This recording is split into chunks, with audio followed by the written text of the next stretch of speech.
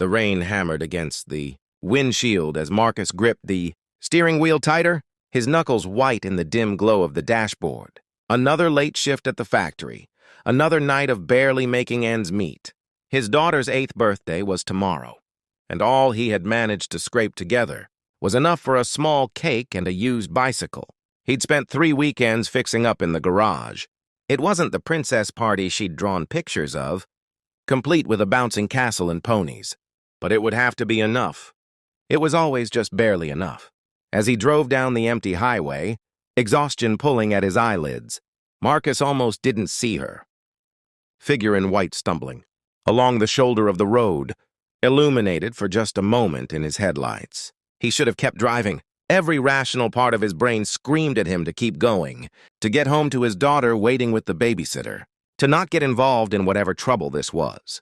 But Marcus had never been good at listening to the rational part of his brain, especially when someone needed help. He pulled over, hazard lights blinking into the darkness, and stepped out into the downpour. The woman stood frozen like a deer, her elaborate white dress, clearly a wedding gown, torn and muddied, hanging off her shoulders in tatters. Mascara ran down her cheeks in black rivers, and she was shivering so violently that Marcus could see it from 10 feet away.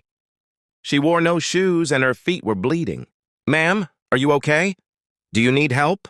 Marcus called out, approaching slowly with his hands visible, trying not to startle her.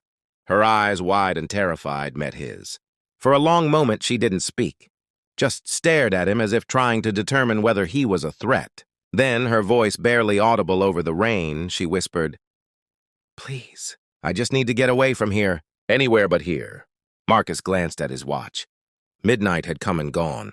His daughter would be asleep by now, safe with Mrs. Rodriguez from next door. He looked back at the woman, at the desperation etched into every line of her face, and made a decision that would change everything. "Get in the truck," he said gently. "You'll catch pneumonia out here." She hesitated for only a moment before scrambling into the passenger seat.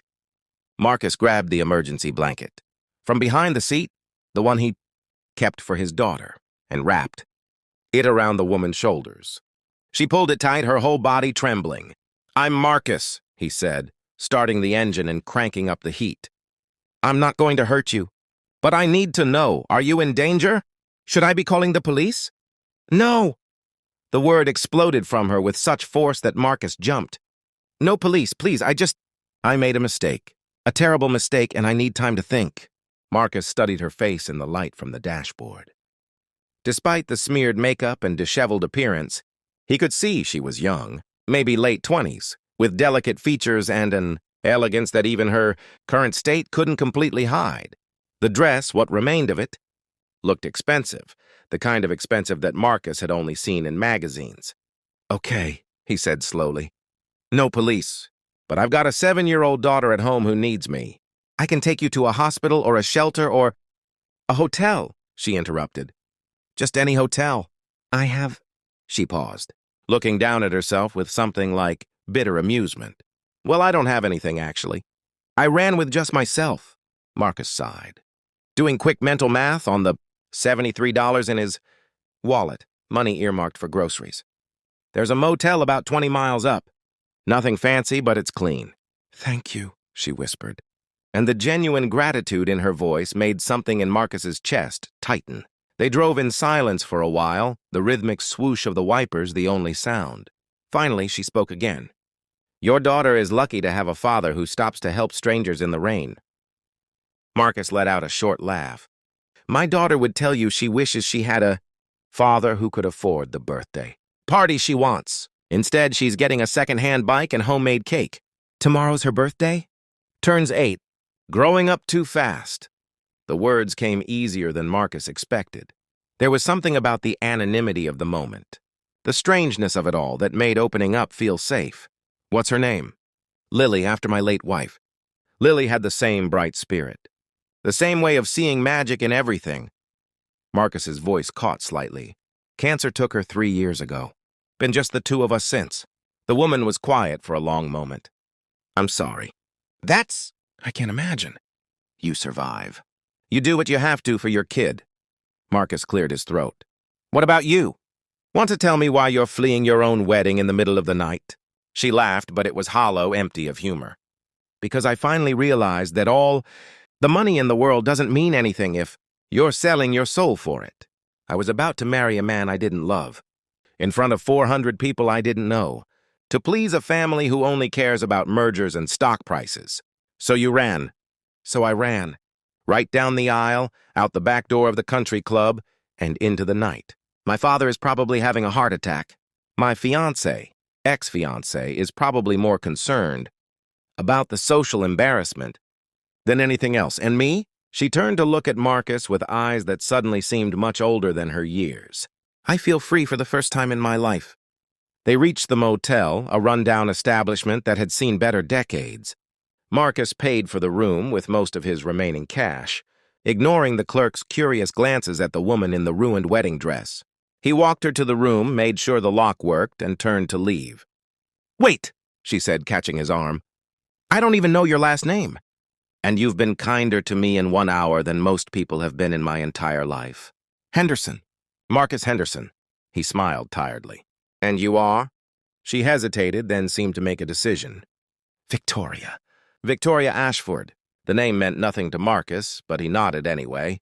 "Well, Victoria Ashford, I hope whatever you're running from stays far away, and whatever you're running toward is worth it. My daughter's waiting, so I need to get home." "Your daughter is a lucky girl. Mr. Henderson, please, tell her happy birthday from a stranger who knows her father is a good man."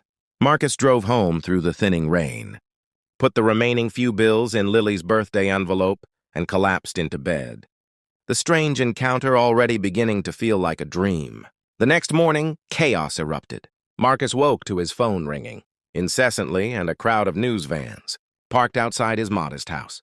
Confused and alarmed, he opened the door to a wall of reporters shouting questions about the missing heiress and where is Victoria Ashford. It turned out that Victoria wasn't just running from any wedding. She was the only daughter of billionaire tech mogul Robert Ashford, and her disappearance had made international headlines. The groom she'd left at the altar was a business rival's son, and their marriage was supposed to seal a multi-billion-dollar deal. Within hours, Victoria appeared at his door, now dressed in normal clothes but surrounded by security. The reporters went wild. She ignored them all, walking straight to Marcus with tears in her eyes. "You didn't sell your story," she said, her voice full of wonder. "Every major network offered 6 figures for information about where I was. Your neighbor told me. You could have paid for 100 birthday parties." Marcus shrugged, uncomfortable with the attention. "That wasn't my story to sell."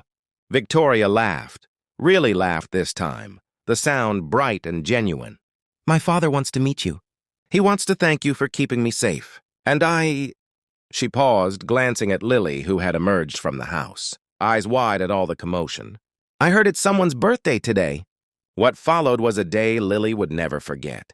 Victoria had somehow arranged for everything: the bouncing castle, the ponies, a party that would have cost more than Marcus made in a year. But more than that, she had arranged something else: a full college scholarship fund for Lily, and a job offer for Marcus at one of her father's companies, one that would use his mechanical skills and pay him 3 times his factory salary. "I don't need charity," Marcus protested, his pride stinging. "It's not charity," Victoria said firmly. "It's gratitude, and it's me paying forward. What you taught me last night, that true wealth, isn't measured in bank accounts. It's measured in moments of kindness when no one is watching, in choosing to help even when it costs you something, in being the kind of person your daughter can be proud of." She looked at Lily, who was laughing as she bounced in the castle. "You're already rich, Marcus Henderson. I'm just helping balance the scales a little." 6 months later, Marcus stood in a different kind of rain, the gentle spring kind that made everything smell fresh and new. He was at the opening of the Lily Henderson Foundation, a charity Victoria had created to help single parents struggling to make ends meet. His daughter stood beside him, beaming as Victoria cut the ribbon. "You know," Victoria said to him later, as they watched parents and children touring the new community center, "My father asked me last week if I regretted running away from my wedding. I told him it was the best decision I ever made. Even though you lost that business deal?" She smiled. "We found a better way to merge the companies. one that didn't require me to sacrifice my life. Turns out when you stop accepting unacceptable terms, people find acceptable ones. She gestured to the center, to the families already benefiting from the programs. But more than that, I gained something I never had before: perspective, purpose, the call. Understanding that the most valuable things in life can't be bought. Marcus watched his daughter explaining to another little girl how the art room worked, both of them covered in paint and giggling. She still talks about the day everything changed, he said quietly. Sometimes I wonder if I did the right thing, accepting all this help.